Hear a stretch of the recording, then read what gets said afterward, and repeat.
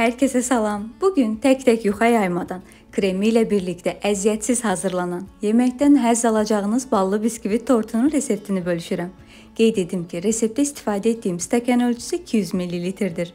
Qazana 4 yemək qaşığı bal əlavə edib ocağa qoyuram. Bal isinib, axışqan hala gəldikdə, üzərinə 1,5 çay qaşığı soda əlavə edib vamota qarışdırıram. Köpüklənib qabardıqda 150 qram kərə yağı əlavə edirəm.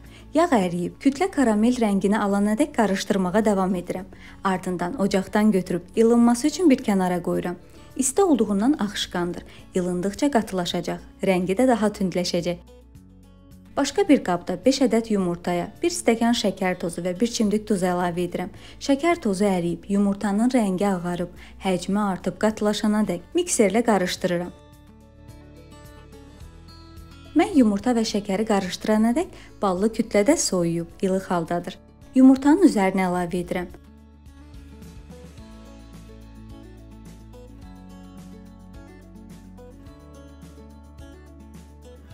Sonda 1 stəkan yarım unu ələkdən keçirərək əlavə edib, topaq qalmayınadək qarışdırıram.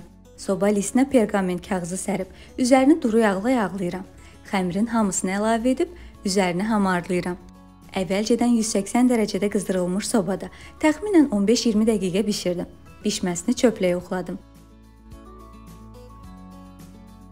Biskvit soyuduqdan sonra ortadan ikiyə böldüm.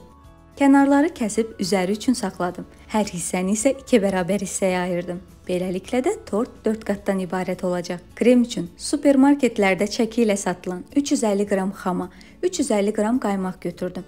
Üzərinə 3 yemək qaşığı bal, 3 yemək qaşığı şəkər pudrası əlavə edib qarışdırdım. Yaxşı olar ki, topaq qalmaması üçün çəngəllə qarışdırasınız.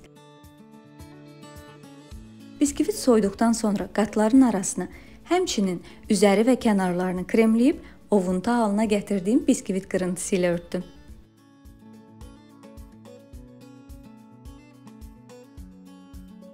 Soyuducuda ən az 1 saat gözlətdikdən sonra dilimlərə böldüm. Qaldıqca yumşalan, bal ətirli, çox ləzzətli olur. Mütləq yoxlayın.